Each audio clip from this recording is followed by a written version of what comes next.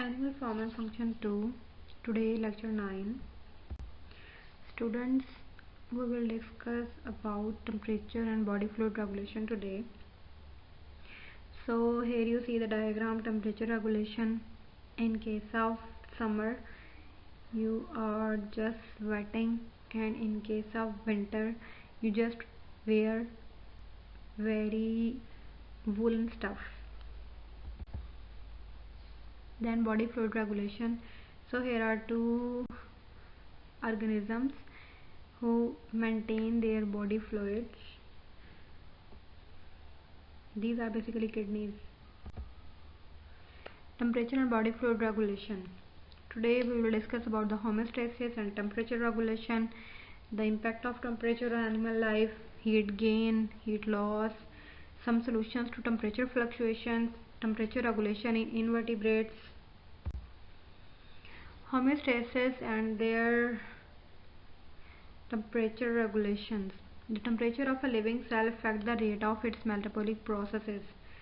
So this is the ability to control the temperature of bodies called thermoregulation. Involves nervous control, endocrine control, respiratory control, and circulatory system in higher animals.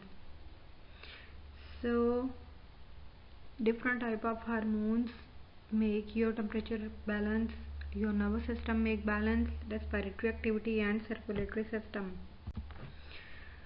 Here are some strategies for balancing the temperature, that is hypothalamus. Hypothalamus will inform the vessels for vasodilation in case of high temperature, so your vessels will become dilate and heat will dissipate. That will affect cooling effect. Then hypothalamus will just convey message to your skin, diaphoresis, that is sweating, so sweating will affect cool. Then negative feedback. If your body is in the very cold environment, then your hypothalamus will convey message to your blood vessels for vasoconstriction, so blood vessels will become narrow and heat dissipation will be stopped, warming effect. Then hypothalamus will convey message to your muscles will start contraction relaxation, that is shivering thermogenesis, and then your body will be warm. So that is nervous control and your body activity control. Impact of temperature on animal life. Metabolism is sensitive to changes in the internal temperature, that is source of selective pressure, animal's habitat, so rate of cellular respiration and enzyme structure and function. Now animal's habitat depends upon the animal need. If temperature is hot, then animal will like the area where plants are present, where water is nearby, where air is very frequently move. Selective pressure. If air is environment is hot, then animal will select the area where environment is moderately cool, so there will be selective pressure. Nature will operate. Cellular respiration. If temperature is very low, then your cellular respiration rate will be low. If temperature is moderate, then cellular respiration rate will be maximum, and if temperature is very hot, then cellular respiration rate will again low. Same with the enzyme structure and function. If enzyme optimum temperature is there, then enzyme structure will be very flexible and function will be maximum. But if temperature is very low, then enzyme will become solidified. If temperature is very high, then enzyme will become denatured and function will low. Enzymes high temperature called denaturation, that is permanent or temporary. Lower temperature cause membrane to change solid state. Many cellular processes ceased. Active transport pumps are used and balancing heat gains, heat losses with their environment. Heat gain and heat loss. Animal used for physical processes to exchange heat with the environment. That is conduction, convection, evaporation, radiation. Conduction is direct transfer of the thermal motion between the molecules of the environment and those on the body surface of an animal. That is higher temperature to one of the lower temperature. Just consider your hand in the cold environment in winter. If you place your hand on the cold chair, then you feel coldness, and if you sit on that cold chair, then that cold chair will get warm if you sit for the 10 to 20 minutes on the chair. It means that your body heat moved to the chair, or your body heat was conducted to the chair. Convection is a movement of air over the surface of a body. Just consider that you just in case of summer, you blow air, or you just turn on the fan. That makes the cooling effect. It means that air passing through your body takes your heat out away. Heat loss if the air is cooler, and heat gain if the air is warmer. If you go to the oven, then you will feel warmer.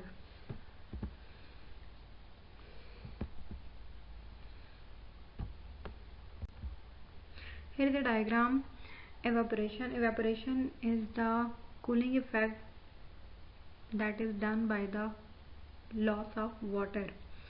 Radiation is the warming effect that is done by the sun or any other rays. Conduction is the transfer of heat by the direct contact of the substrate to the organism. Convection is the transfer of the heat by the movement of air. Evaporation is the loss of heat from a surface as water molecules escape in the form of a gas. It is useful only to terrestrial animals, that is sweat glands. When you sweat, then you feel cold. Radiation is the emission of electromagnetic waves that objects such as another animal's body or sun produces. Transfer heat between objects not in direct contact.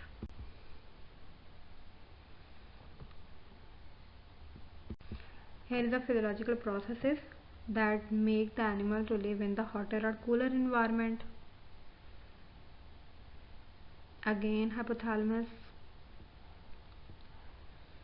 effect in the colder environment, effect in the warmer environment. In case of water, the animal is dissipating heat.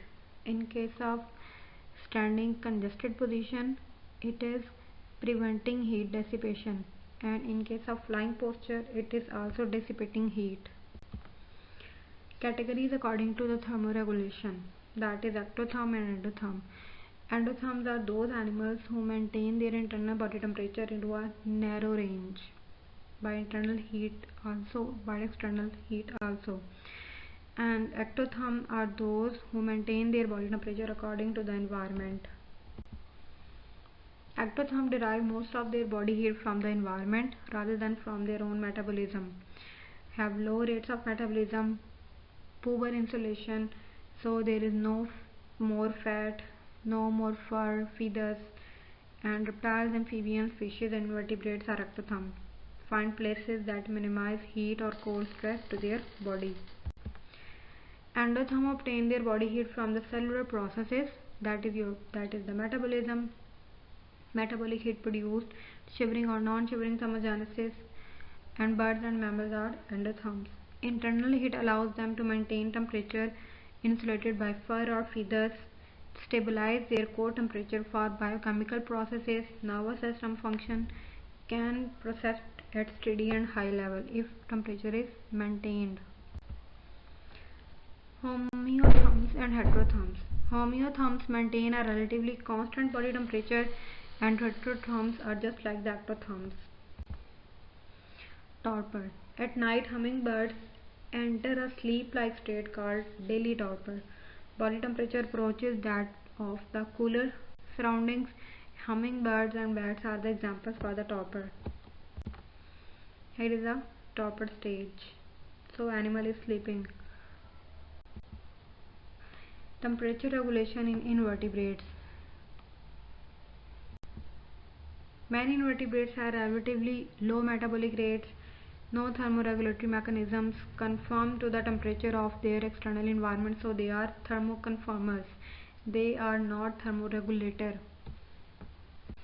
Temperature sensor. Higher vertebrates directly sense the temperature variation, and either receptors are absent or either are unidentified. The thick, warm-blooded vertebrates can sense warmth of a nearby meal drop on the vertebrate host. Temperature regulation. Many arthropods have unique mechanisms for surviving temperature extremes. The insects living in the temperate zone will avoid freezing by reducing the water content in tissue. So, more saturation lower the freezing point. They produce a glycerol as an antifreeze agent. They produce a glycoprotein as antifreeze agent, and shivering thermogenesis in their thoracic flight muscles. Moths and bumblebees are examples. Here is a diagram where pre-flight temperature, then pre-flight warm-up, and then flight of thorax and abdominal muscles.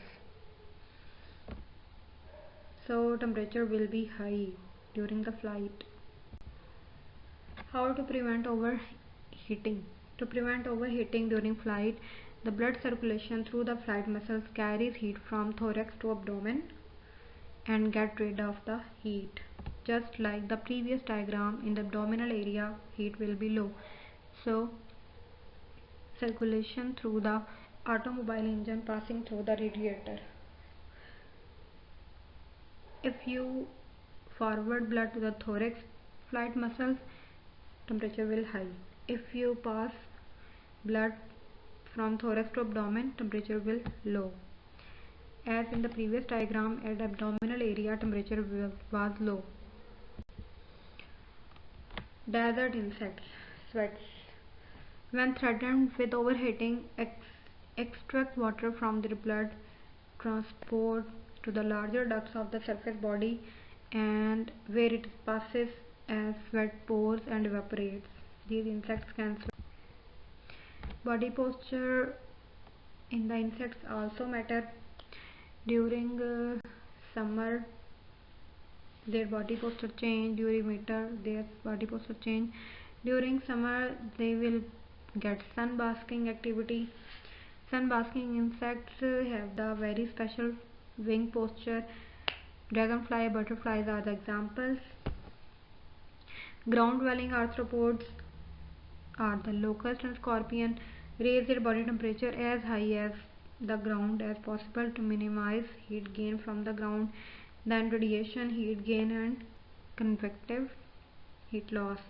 Caterpillars and locusts exude waxes, tiny pores on their cuticle, wax blooms, and prevent dehydration, extra barrier against the sun. Here is the waxy layer also in the cuticle. Here is the body posture of the butterfly. Color. 50% of the radiant energy from the sun is in the visible spectrum. So black surface absorb more light, white surface reflect more light. So black beetles more active in the night or in the earlier day absorb more radiation, heat faster. White beetles more active in the hotter parts of the day absorb less light. Here is a diagram in which normal color, black color or white color, so their relativity will be different. The endothermic temperature regulation of active insects apparently evolved because locomotion, sufficient metabolic heat, and increased metabolic evolution thermoregulation in vertebrates.